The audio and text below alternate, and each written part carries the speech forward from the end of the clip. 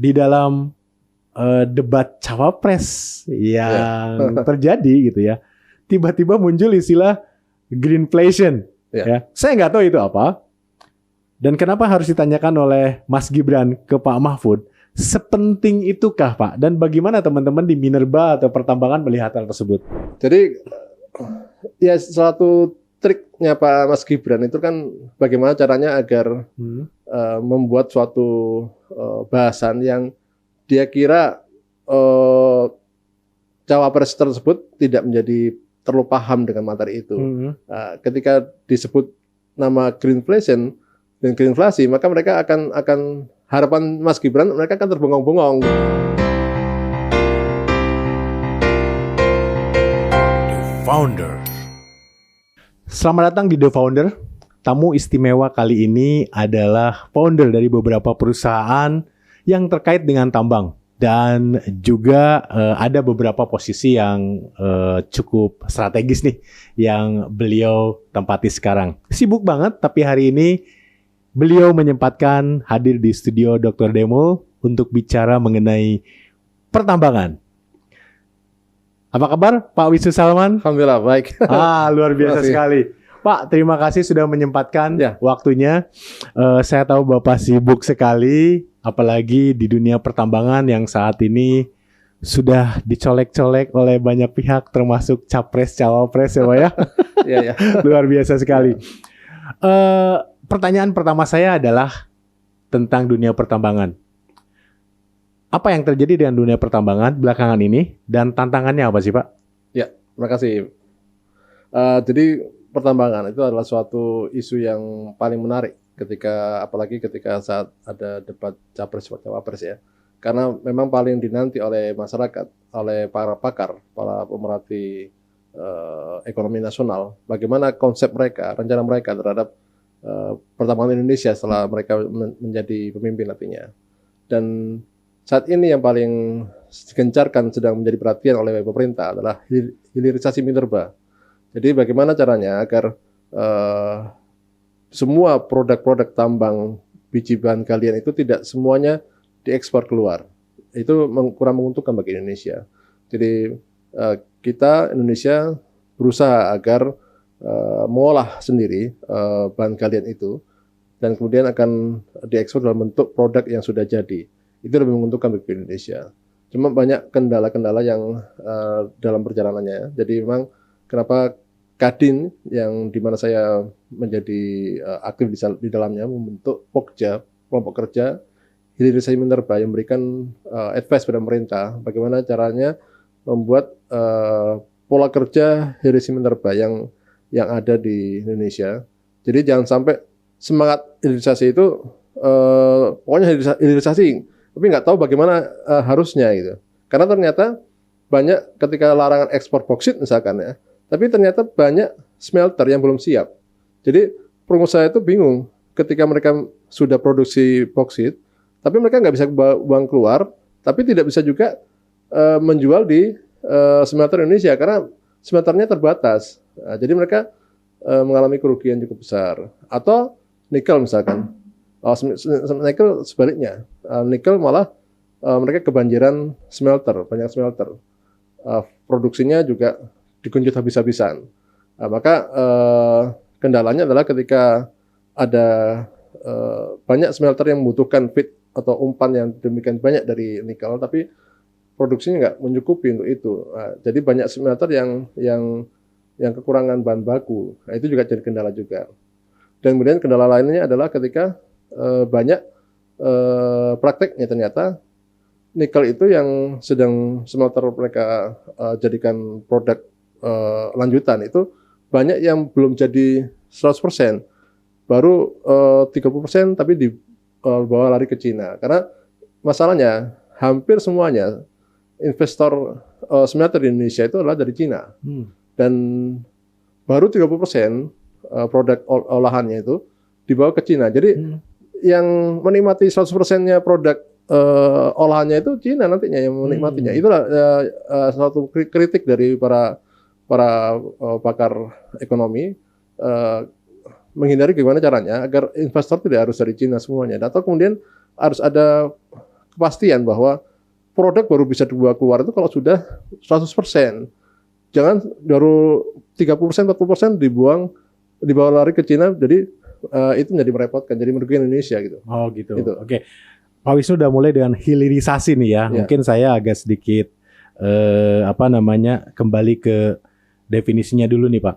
Hilirisasi itu berarti kita berharap atau kita sedang menjalankan program di mana jangan sampai kita menambang atau menggali kemudian langsung jual gitu ya Pak ya. Iya betul. Nah, itu hasil kita tambang itu berarti harus dibuat produk jadi dulu atau sampai titik mana yang disebut sebagai hilirisasi. Misalkan nikel tuh harus jadi baterai lithium dulu atau sampai bentuk tertentu aja itu sudah disebut terhilirisasi, Pak Wisnu. Ya. Jadi untuk produk tambang itu kan awalnya bahan galian hasil tambang itu kan semuanya dalam bentuk ore, dalam bentuk galian itu sudah dijual ke luar ya Pak ya. Oke. Dan kalau dinamakan hilirisasi minerba artinya produk-produk yang tadinya misalkan nikel ya, kita anggap nikel, maka dia harus berupa produk yang menjadi partikel atau menjadi bagian sebuah baterai misalkan, nah itu baru bisa keluar. Jadi yang sudah jadinya itu yang dibuat. Yang sudah jadinya artinya itu, ya. komponen yang bisa dipakai untuk merakit sesuatu gitu ya, betul, membuat sesuatu gitu ya. Betul, itu yang gitu. Itu yang harapannya itu. Tapi masalahnya seberapa persen yang bisa dibawa keluar itu yang jadi belum dibahas.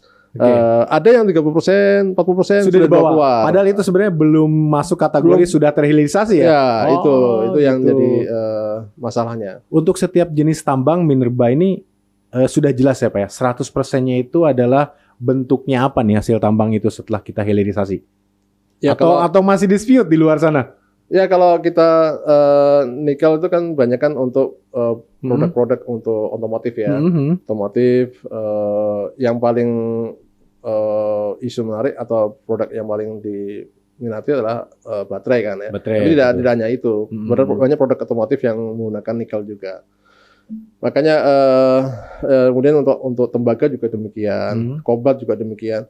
Bagian komponen dari baterai, kobalt, tembaga. Nah, itu. Nah, kemudian kalau juga yang produk-produk komunitas emas misalkan, memang kalau di Indonesia ya produknya sudah dalam bentuk ini ya lempengan ya. Nah, itu sudah tidak perlu ada bahasan lagi, memang sudah seperti itu.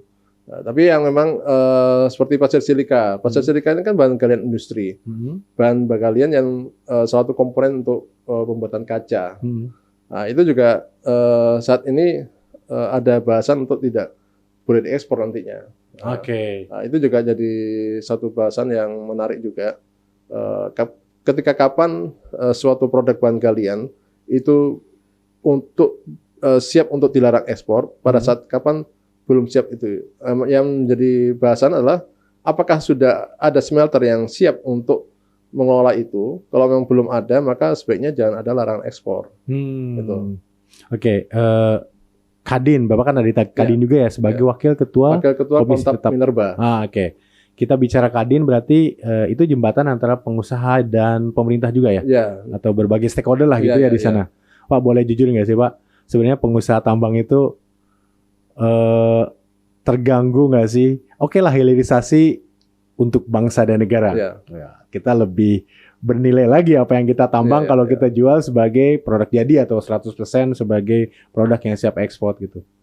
Tapi kan mereka nambang ya. Secepatnya bisa dikirim ya dikirim. Smelter tuh siapa yang bangun? Kalau pabrik tambang juga berarti ada biaya. Kalau dari pengusaha tambang boleh di-spill nggak Pak nih?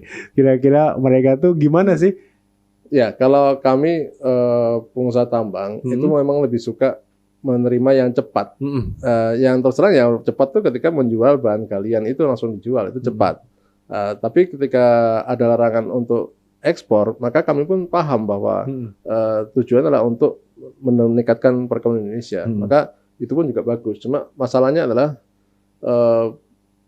biaya investasi smelter itu sangat besar sekali, miliaran rupiah. Dan sehingga hampir semua bisnis smelter itu selalu melibatkan investor luar. Hmm. Dan yang paling siap dan paling mudah diajak kerjasama oleh investor dari Cina. Karena mereka lebih murah. Lebih murah, dan mereka, kenapa murah? Karena mereka menyiapkan paket tenaga kerja dari mereka. Jadi hampir semua investor Cina itu membuat syarat paket tenaga kerja harus dari mereka. Karena mereka memang terlalu banyak SDM di Cina. Penduduk terbesar di dunia adalah Cina. Dan mereka memang terlatih sekali SDM-nya. Sehingga dia ketika ada kerjaan-kerjaan tambang di smelter, mereka siap. Dan memang mereka terampil sekali. Dan ketika mereka juga waktu tinggal, waktu kerja, masa kerjanya lebih lama dibandingkan orang Indonesia. Itu menguntungkan buat mereka juga. Nah, jadi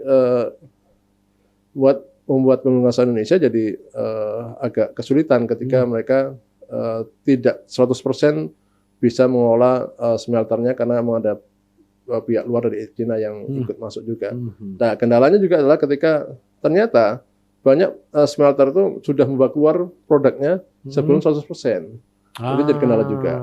Nah, jadi ya tentunya hanya pengusaha-pengusaha besar saja yang mempunyai smelter, Pak ya. Dan itu buat pengusaha kecil yang usaha menengah itu agak kesulitan. Makanya kebijakan untuk Indonesia Minerba itu sebenarnya lebih menguntungkan usaha-usaha besar aja kalau saya. Nah, itu yang harus diperhatikan pemerintah. Nah, mungkin akhirnya perusahaan-perusahaan kecil yang mempunyai izin tambang itu lebih sifatnya mengesup, nyuplai ke smelter-smelter yang perusahaan besar tadi ya. Besar tadi. Akhirnya seperti itu akhirnya. Oke. Jadi intinya pengusaha memang ya kita tambang lebih enak sih kalau langsung jual ya. Cuman kan kita tahu itu kepentingan nasional. Ya bayangkan gitu, Bapak, kita pengusaha menengah tadi kan bisa dapat dolar dari luar langsung kan ya. Tapi dia sekarang hanya bisa nyuplai ke smelter yang punya. Karena tadi ada aturan harus. Aturan itu, iya harus diproduksi. Ya yang menikmati keuntungan Indonesia Minerba ya hanya perusahaan besar yang tadi itu. Perusahaan besar, apalagi mereka punya bargaining position tinggi. Ya itu. Jadi itu dilemanya di sana ya Pak ya. Ya. Pak tadi bicara mengenai yang siap untuk bangun smelter, mudah untuk diajak kerjasama dan mungkin murah. Itu tadi perusahaan-perusahaan Cina ya Pak ya? Iya. Terus mereka itu mempaketkan tenaga kerjanya apa karena memang mereka tidak percaya dengan tenaga Indonesia atau tadi yang Pak Wisnu sampaikan? Banyak sekali penduduknya gitu ya, mereka menyiapkan semua itu sehingga mereka harus memastikan bahwa sebanyak mungkin nih rakyat mereka gitu ya bisa bekerja tidak hanya di Cina tapi di luar negeri. Itu yang mana sebetulnya?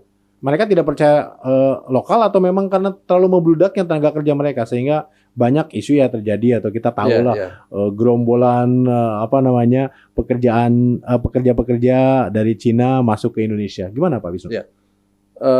Pertama memang satu warga mereka sangat banyak sekali, penduduk mereka satu. Dan kedua, dan kedisiplinan mereka sangat tinggi. Tinggi ya. Kedisiplinan tinggi dan keterampilan juga cukup baik. Ketiga, masa kerja mereka lama karena mereka kan pulang itu 3 bulan sekali pulang ke Cina.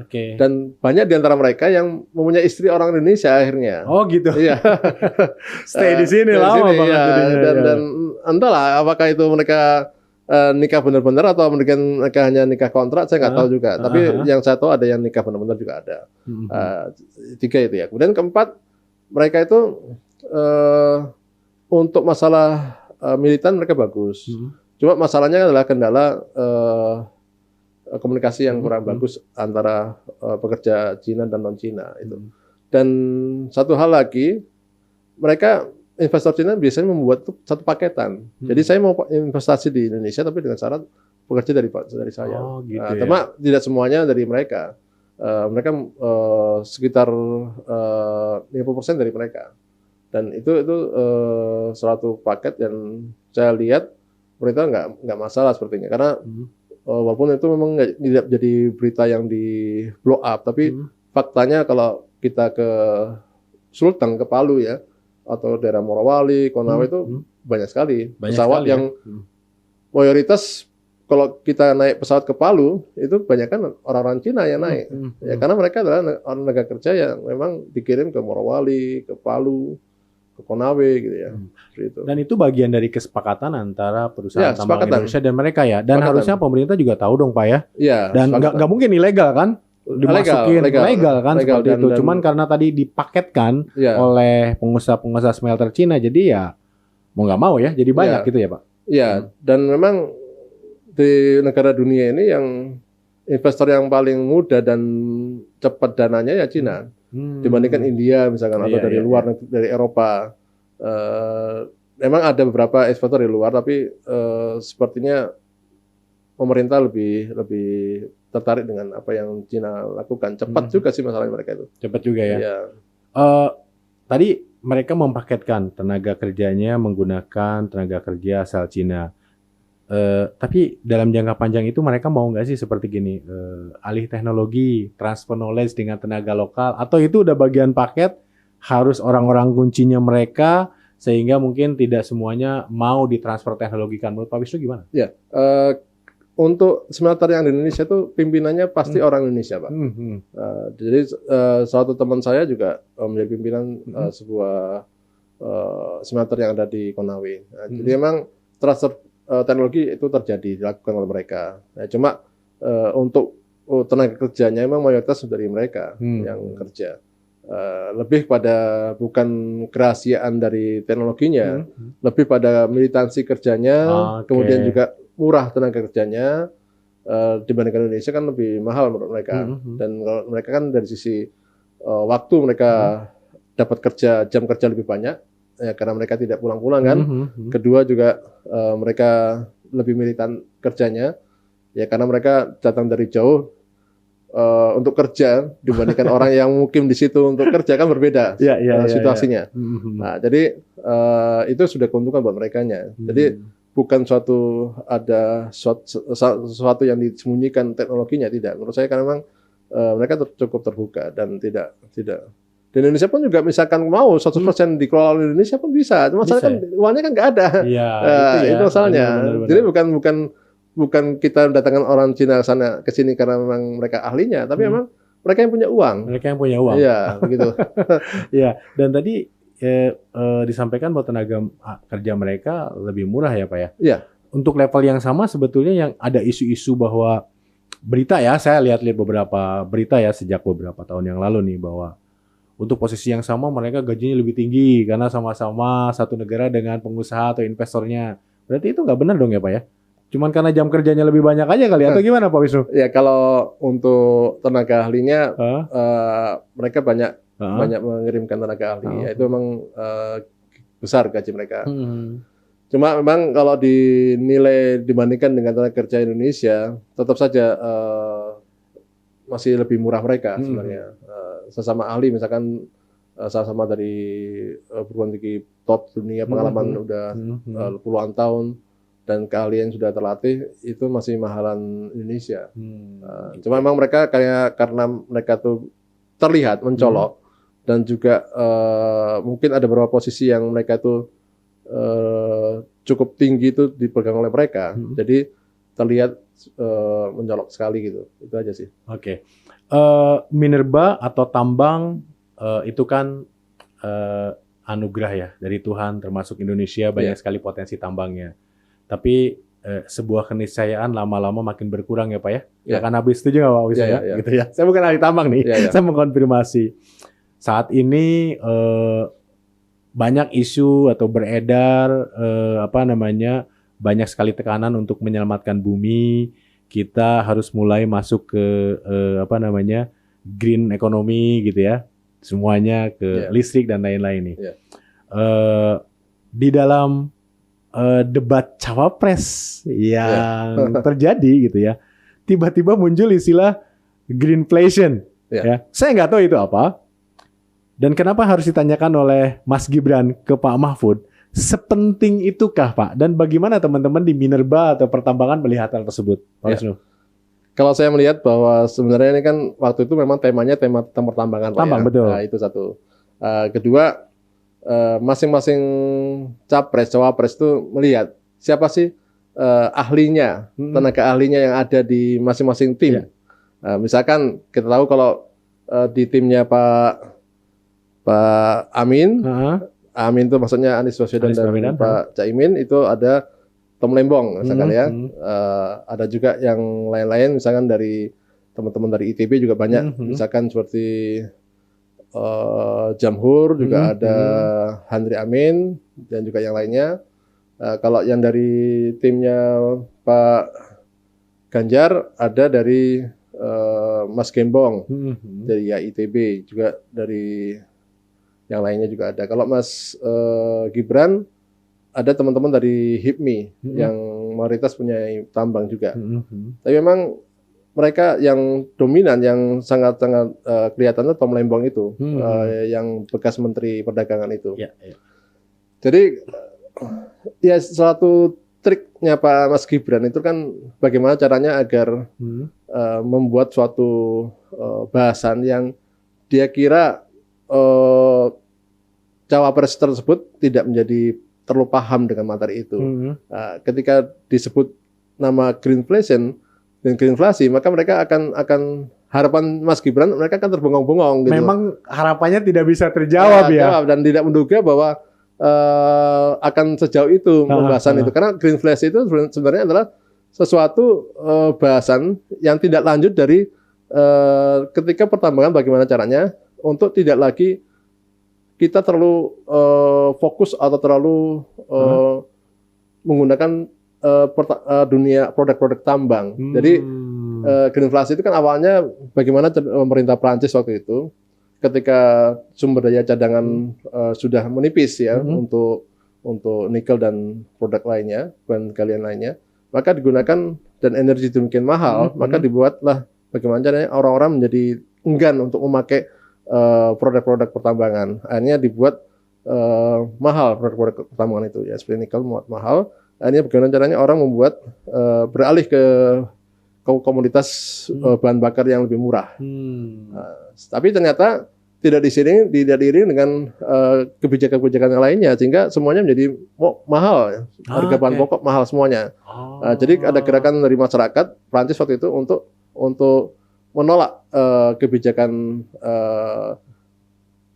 harga mahal untuk produk-produk bahan bakar yang masih memakai bahan bakar yang tidak ramah energi, tidak ramah lingkungan itu.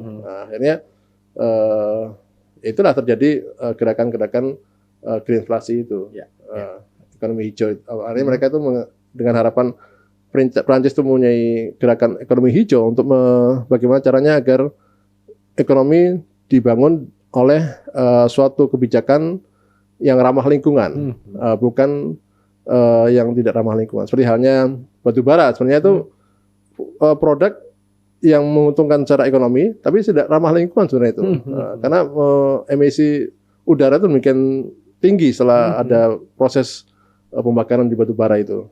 Makanya batu bara itu kedepannya akan makin berkurang dan akan dihindari nantinya. Itu makanya si Mas Gibran itu menggunakan isu greenflasi dengan harapan kandidat yang lain tidak bisa menjawab apa yang ditanyakan itu.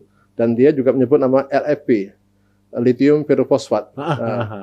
Kalau nggak pernah belajar atau tidak pernah baca itu, mungkin akan bisa jawab. Iya, karena LFP itu, jadi memang sengaja Mas Gibran tuh mempelajari itu. Kenapa? Karena LFP itu adalah suatu produk untuk negara-negara yang tidak mempunyai bahan baku nikel. Memang pengganti nikel, Pak, atau bukan? Oh, gitu. Jadi memang ketika banyak negara, dan khususnya Indonesia, melarang ekspor nikel, itu banyak negara yang menolak dan marah besar ketika Indonesia itu. Dan mereka jadi kehilangan atau kesulitan mendapatkan bahan baku nikel. Oh, gitu. Dan bahkan sempat Indonesia diancam oleh WTO, akan diberi sanksi dan akan dikucilkan jika masih membuat kebijakan larangan ekspor nikel.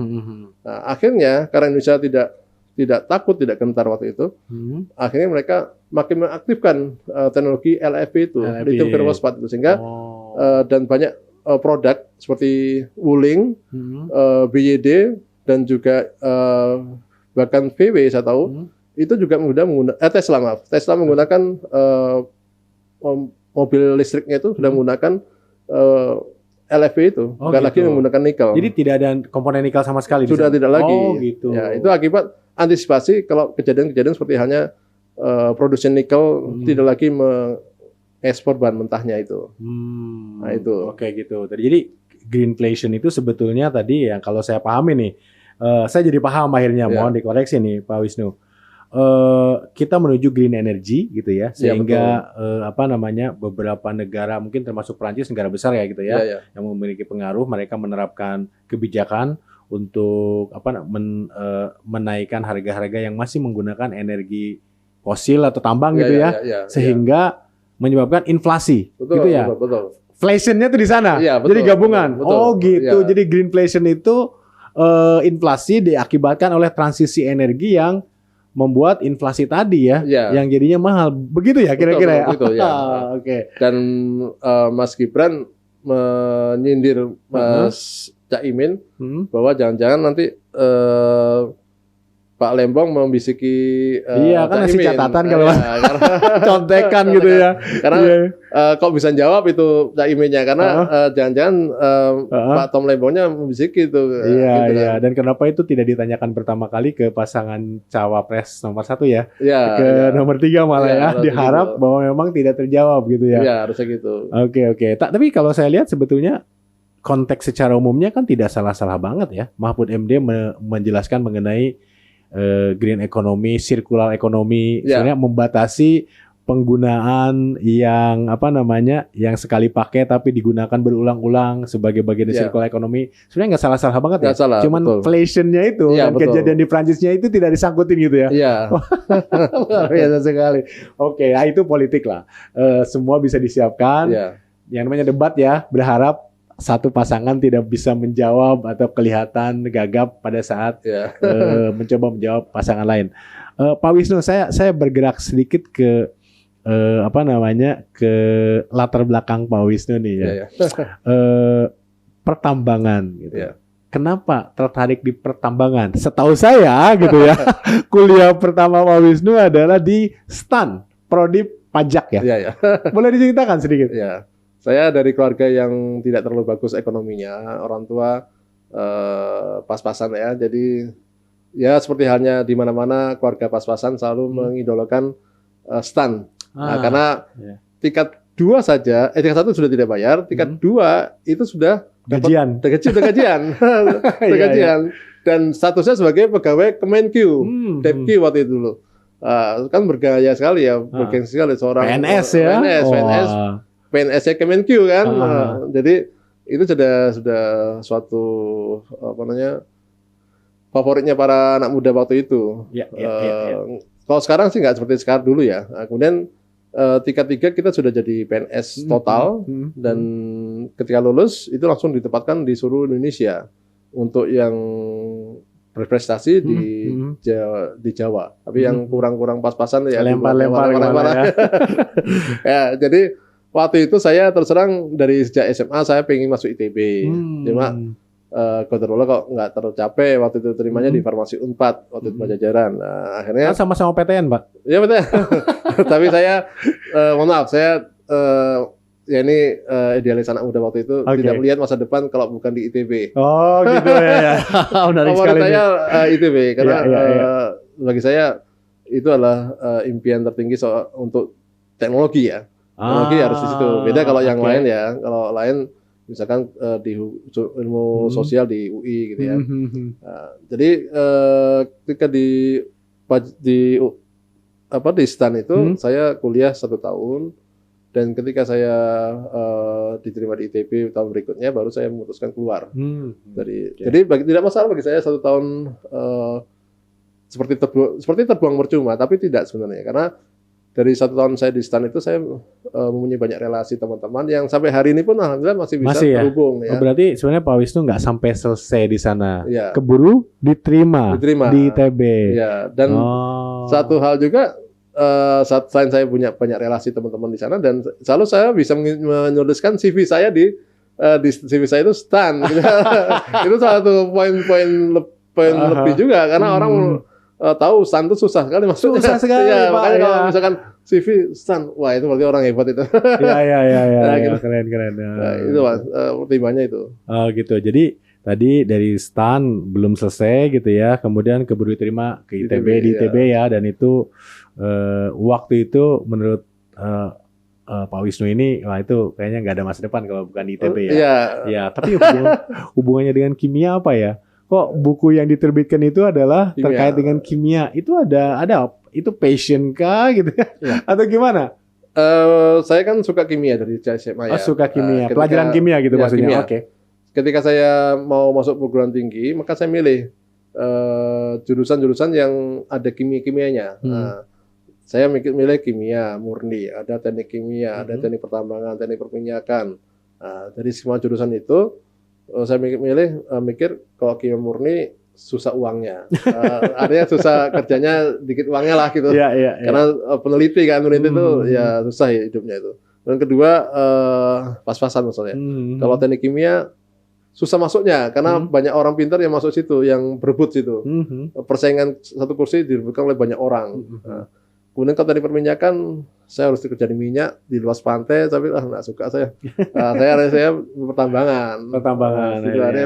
Itulah kenapa saya masuk pertambangan di situ awalnya. Dan ketika waktu mahasiswa, saya itu seperti halnya di mana-mana anak ITB, malah melintang di dunia bimbel ya. Bimbel, oke. Orang-orang pintar ngajarin yang mau pintar ya. Itu bimbel. Trik-trik masuk ITB lah. Gitu saya ngajarin banyak anak-anak mahasiswa, anak-anak SMA supaya gimana caranya rumus cepat.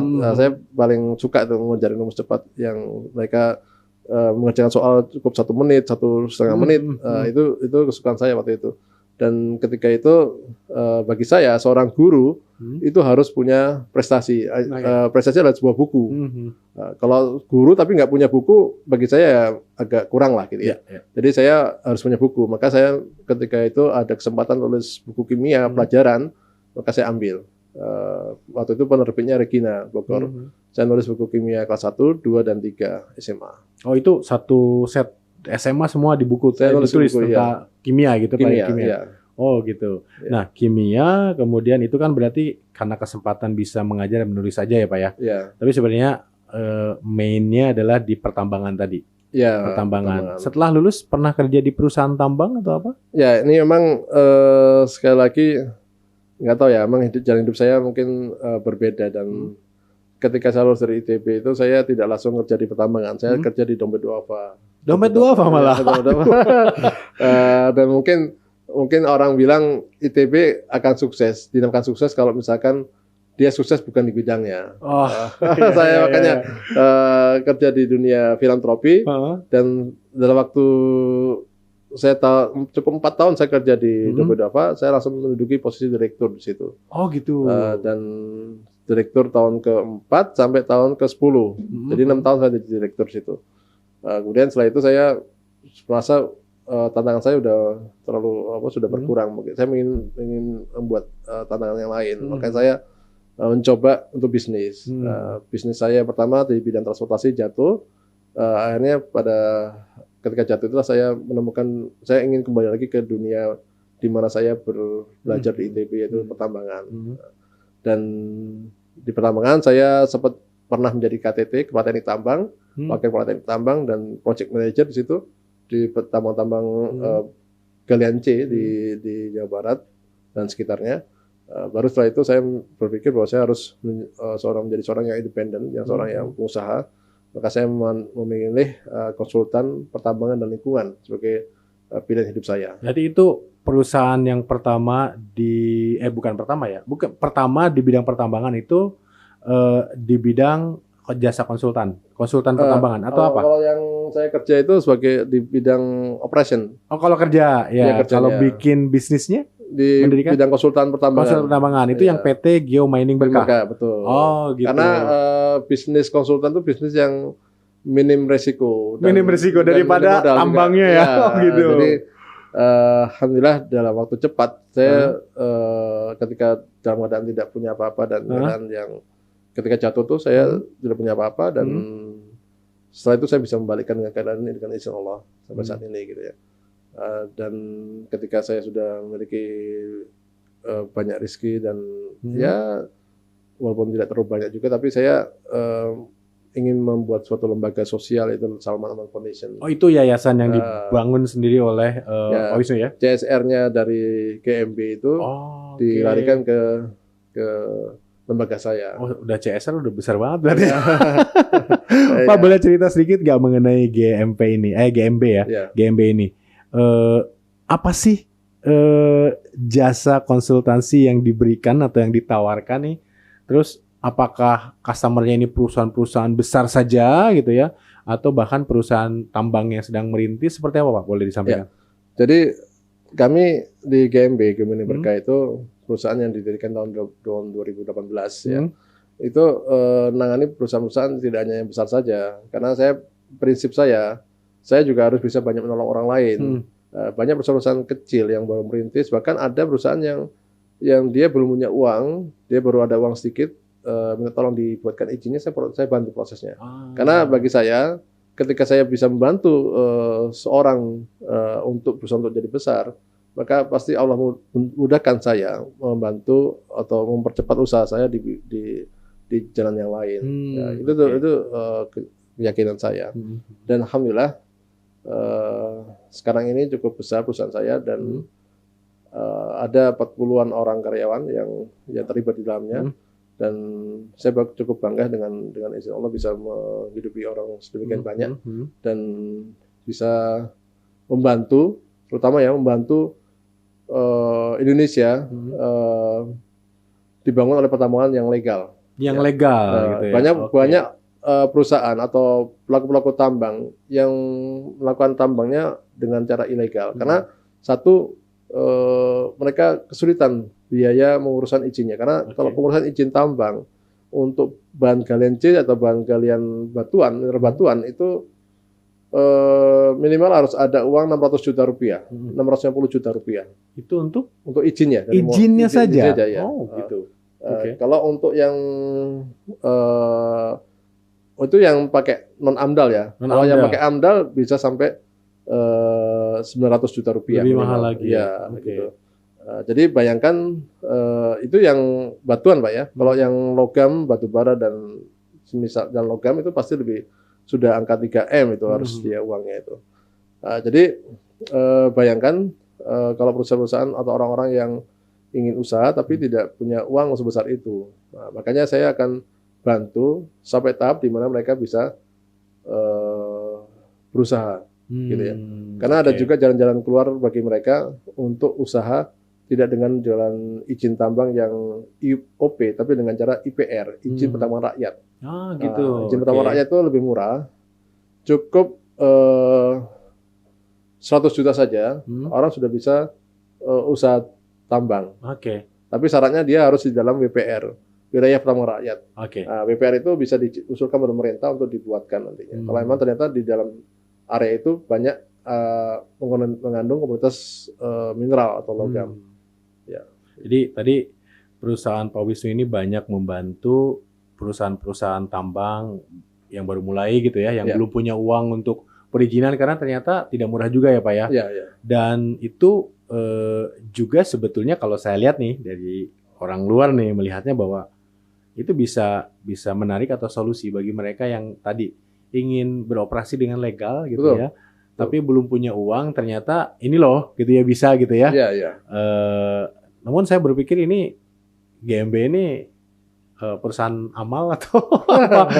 Sebelum saya tahu ternyata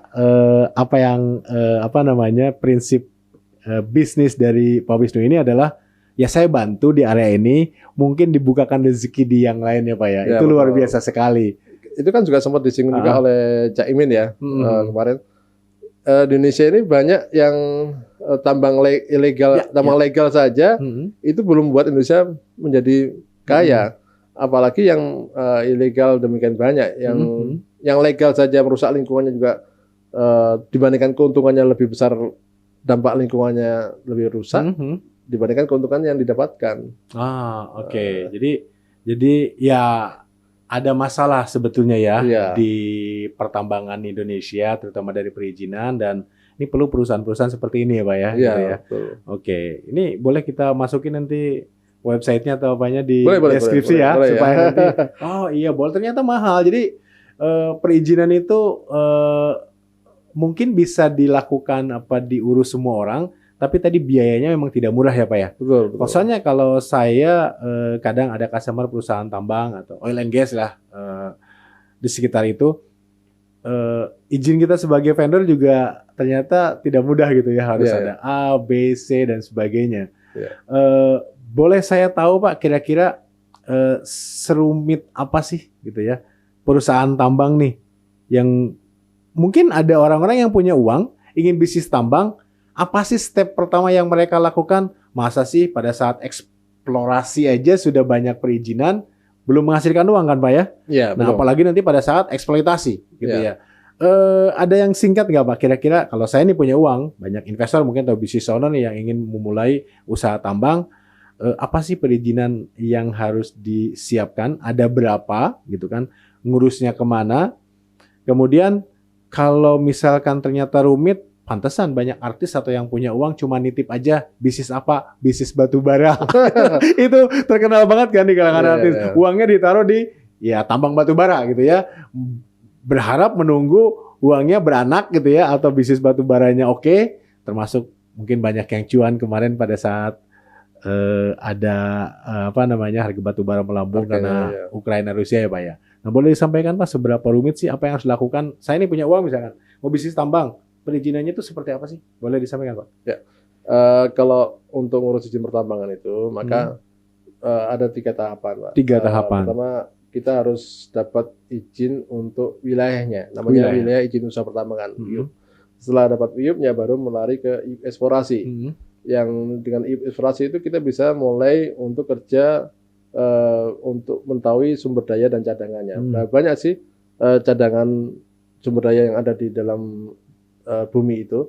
Dan setelah itu kita mulai membuat dokumen-dokumen kajian-kajiannya. Seberapa banyak, apakah seberapa menguntungkan seberapa menguntungkan kajian deposit mineral itu, apakah nanti ada hitung-hitungannya Pak. Mohon maaf ini Pak, boleh Pak? Nggak apa-apa, santai aja Pak, silakan. Ya.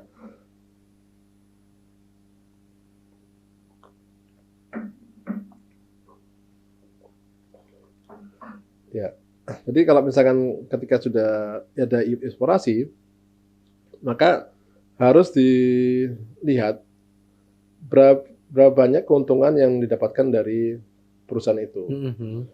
Kalau misalkan dari studi kelayakan itu ternyata tidak menguntungkan, maka tidak akan dilanjutkan izinnya. Nah, tidak akan dilanjutkan izinnya. Tapi sampai sana pun sudah ada perizinan yang harus dilurus ya Pak ya? Iya. Oke. Ya kalau tidak mau ribet nanti bisa kalau tidak mau ribet nanti bisa berkonsultasi ya ke perusahaannya Pak Wisnu ini ya. Oke, Pak Wisnu, boleh dijelaskan nggak lebih rinci sedikit nih? Dokumen-dokumen apa saja yang disiapkan di luar dokumen legal perusahaan ya Pak ya? Di luar perusahaan PT segala macam itu kan udah umum lah, banyak juga konsultannya. Karena saya melihat di luar itu di dunia IT terutama tempat saya berada ya industrinya, kadang-kadang ada mau persyaratan, mau perizinan, mau ISO dan sebagainya, ada konsultan yang basisnya itu adalah standar, dibaca, dipenuhi aja gitu ya. Ada memang konsultan yang tahu domainnya, yang paham banget area IT gitu. Kan saya yakin juga di pertambangan seperti itu. Nah, apa sih Pak dokumen-dokumennya, persyaratan-persyaratannya dan proses yang agak lengkapnya mengenai perizinan pertambangan ini? Ya, jadi ketika sudah ada izin eksplorasi tadi, maka sebuah tambang itu harus membuat dokumen studi kelayakan. Studi kelayakan itu dokumen yang harus disetujui, dipresentasikan dan disetujui. Kalau memang misalkan dinilai bahwa tambang itu layak secara ekonomi. Ke siapa Pak? Boleh potong maaf. Di SDM. Oh SDM. ISDM ya. Okay. Kalau misalkan untuk batuan itu ke SDM provinsi. Kalau untuk batu bara dan logam itu ke kementerian. Dan itu setelah presentasikan dan asistensi koreksi baru setujui, maka lanjut ke proses berikutnya. Kemudian dari studi kelayakan harus lanjut lagi ke persetujuan lingkungan. Persetujuan lingkungan itu kalau ke batuan itu ke Dinas Lingkungan Hidup Provinsi. Kalau untuk mineral logam dan batu bara itu ke Kementerian LHK, Lingkungan Hidup dan Kehutanan. Dan Kalau untuk komunitas yang di bawah 500.000 ton per tahun itu harus UKLPL. Tapi kalau setelah di atasnya 500.000 ton itu harus AMDAL. Nah, maka kalau bisa kebayang kalau AMDAL biaya lebih besar dan juga waktunya lebih panjang. Biasanya waktu dibutuhkan itu 8 bulan untuk dapat persetujuan lingkungannya. Nah, kemudian harus ada dokumen juga reklamasi. Reklamasi karena apa? Karena sebuah tambang itu harus bisa menjelaskan bagaimana pola rencana reklamasi mereka untuk di tambang yang setelah mereka gali. Nah, apakah dikembalikan ke rona awalnya, misalkan tadinya berupa sawah, dikembalikan ke sawah lagi, atau bisa saja untuk pariwisata, misalkan untuk kolam atau untuk danau untuk ada wisata air ya. Karena tadi mungkin sudah tidak subur lagi gitu ya. Sudah jadi berubah kubangan-kubangan. Jadi boleh itu ya, Pak, ada pilihan seperti itu bisa. ya. Kalau memang ternyata tata ruang kotanya daerah itu membolehkan daerah itu untuk wisata laut, wisata air maksudnya, ya boleh saja. Atau bisa jadi itu untuk pemukiman, perumahan. Ya. Asalkan tata ruangnya memenuhi tata ruangnya, Pak. Ya. Kemudian ada lagi dokumen rencana pasca tambang. Nah, setelah tambang itu selesai, maka apa yang akan dialokasikan untuk area itu? Ya tadi hampir sama dengan rencana reklamasi itu. Dan perusahaan harus memberikan jaminan reklamasi. Ya. Jaminan reklamasi itu untuk memastikan bahwa perusahaan misalkan sudah selesai, maka harus menggunakan uang itu untuk mereklamasi lahan yang sudah ditambang. Kalau misalkan ternyata mereka tidak tanggung jawab, maka dana yang sudah didepositokan oleh mereka akan digunakan oleh pemerintah untuk mereklamasi lahan tersebut. Oh, berarti harus ada deposit seperti itu ya? Jaminan. Oh, jaminan ya. Jadi takutnya mereka tidak tanggung jawab. Lari gitu. Jadi nilai depositonya itu ada dari perhitungan-perhitungan yang dicantumkan dalam dokumen reklamasi itu. Nah, itu. Dan juga ada dokumen RKAB, rencana kerja anggaran biaya. Jadi selama produksi mereka sekian tahun, itu harus ada tertulis di RKAB berapa banyak biayanya. Nah, kalau untuk umur tambang batuan, izinnya itu 5 tahun kali 3 kali 2 kali perpanjangan. Jadi 15 tahun. Kalau untuk logam dan batu bara, usia tambangnya itu 20 tahun masa pertama, kemudian perpanjangan 2 kali jadi 40 tahun. Jadi totalnya 60 tahun. 60 tahun total ya. Ya itu juga salah satu koreksi atau kritikan dari para pengelola tambang batuan. Kenapa kalau tambang batuan cuma 15 tahun, sedangkan logam dan batu bara bisa 60 tahun. Padahal infrastruktur Indonesia itu dasarnya butuhnya itu dari tambang-tambang batuan. Iya, betul. Sedangkan tambang batuan itu 15 tahun selesai, tapi mereka masih banyak depositnya. Iya, semen gitu ya. Gitu ya salah satunya ya gitu. maksudnya. Oke, gitu. Itu Pak yang saya tambahkan di. Oke. Jadi sebenarnya cukup jelas ya aturannya. Ya. Tapi kadang-kadang ya tadi karena orang mungkin tidak tahu secara sedetail itu, atau tadi waktu tunggunya lama, atau tadi tidak punya uang, ya udah gali aja dulu, betul. Gitu ya, gali aja dulu gitu. Oke. Dan mereka juga bisa sebenarnya kalau tidak ada uang tuh mereka untuk izin tambang rakyat, atau ada lagi istilahnya SIPB, surat izin menambang batuan, SIPB. Nah itu lebih cepat, tidak sepanjang kalau ngurus IOP. Nah, makanya mereka membutuhkan seorang konsultan tambang untuk bisa mendampingi mereka. Bagaimana sih caranya agar mereka bisa mengurus izin dengan cara cepat. Gitu. Cepat tuh bukan percepatan ya, tapi memang udah tahu apa yang harus dilakukan, jadi benar gitu ya. Tapi waktu tunggu dan sebagainya perizinan dari pemerintah sama dong Pak ya? Sama, cuma masalahnya kalau ditangani oleh konsultan yang handal dan juga paham, itu bisa mempercepatnya dalam arti proses dokumennya cepat dan koreksinya tidak terlalu banyak koreksi, sehingga kan membuat cepat juga. Ya bolak-balik gitu koreksi ya, salah lagi diupdate karena lagi. Dibuat oleh orang yang nggak ahlinya gitu. Nah, kemudian juga kalau kami sudah mempunyai link cukup baik dengan pemerintah, maka itu juga satu poin juga komunikasi terjalin dengan baik. Nah, kalau konsultan yang kurang dekat dengan pemerintah itu kesulitan untuk menjalin komunikasi itu. Oke, luar biasa sekali ya. Ini tercerahkan sekali. Tercerahkan tapi saya makin pusing. Kayaknya rumit juga tambang itu. Dan yang pasti lahannya harus punya sendiri ya Pak ya? Atau tidak sewa? Juga. Oh tidak juga. Bisa juga kerjasama. Kerjasama dengan pemilik lahan. Dengan pemilik lahan. Kalau konsesi itu gimana Pak? Konsesi itu bisa saja Pak. Boleh dan sekarang masih terbuka dari pemerintah ya? Boleh. Oke, soalnya disampaikan beberapa kali ya oleh Presiden Jokowi bahwa ini punya bank lahan sekarang sudah dikumpulin dan sebagainya ya. Yang berminat nanti silahkan untuk menghubungi dan lain-lain, bekerja sama, mungkin konsesi salah satunya gitu ya. Dan mungkin juga ada lahan pertambangan Pak di sana ya? Ada ya? Iya, ada. Tidak hanya hutan gitu ya, tapi ada juga lahan pertambangan. Ada. Nah, kalau untuk lahan hutan pun juga bisa dipakai untuk pertambangan, tapi dengan cara mengurus pinjam pakai ke kawasan hutan ke LHK. Untuk tahu di dalam hutan itu ada yang bisa ditambang, gimana caranya Pak? Ya caranya mereka bisa Apa Pak? Cara tahunya adalah komunitas mineral atau logam di sana, maka kita adakan biasanya ya Pak ya, kita lihat dari permukaannya. Batuan di permukaannya itu ada kemeterusan dari, ya misalnya di sini ada dari sini ada tambang Pak, misalkan. Nah, di sini sudah tambang tapi bukan tambang tapi ini kawasan hutan. Biasanya mereka ada kaitannya itu. Ada kemeterusan.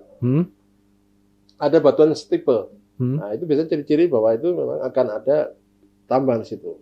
Oke, berarti pengusaha atau calon investor atau calon pengusaha itu kalau ada hutan nih atau ada lahan bisa tahu dari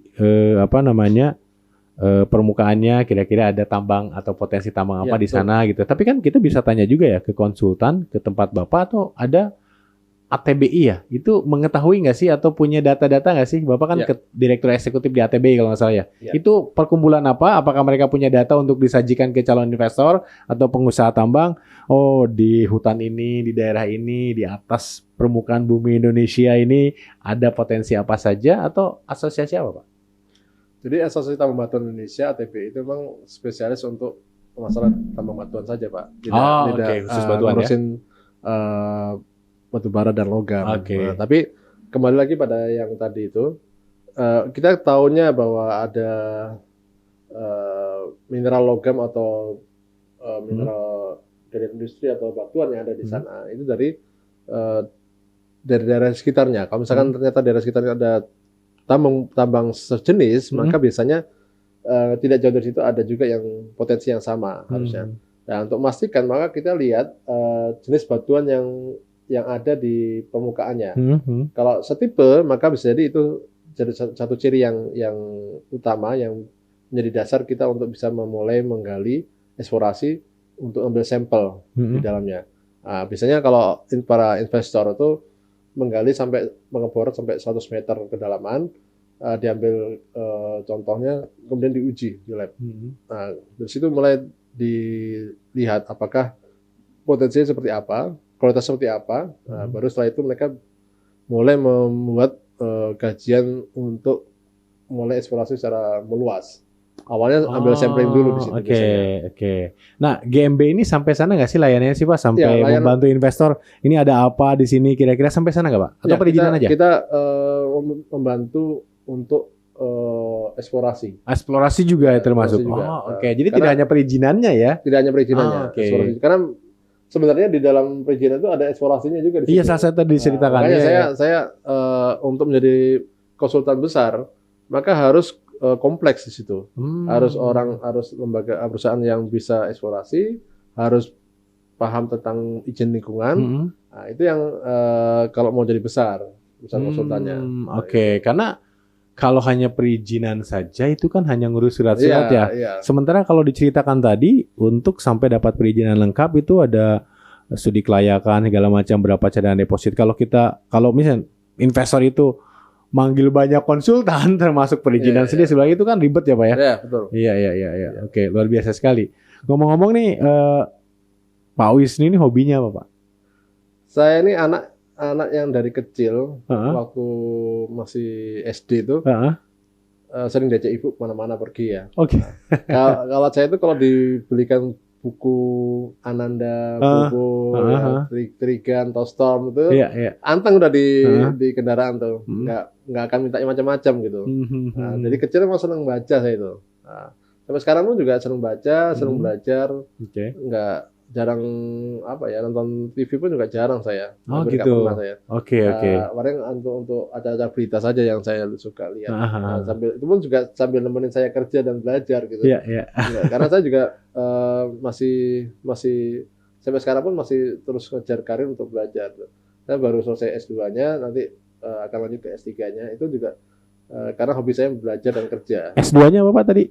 Teknik lingkungan. Teknik lingkungan. Ya. Oh, karena memang berhubungan sekali ya antara tambang dengan lingkungan ya. Dan S3-nya rencananya seputar itu juga tambang. Seputar, tapi lebih ke kebijakan. Oh, kebijakan gitu ya. Oke, jadi calon menteri. Amin. Enggak minat untuk jadi calon legislatif, Pak. Calon legislatif masalah saya ingin menjadi milik banyak orang. Jadi saya merasa kalau saya menjadi seorang legislator atau seorang yang partisan, saya menjadi terbatasi untuk banyak orang. Ruang geraknya terbatas gitu ya. Oke, luar biasa sekali Pak. Mumpung nih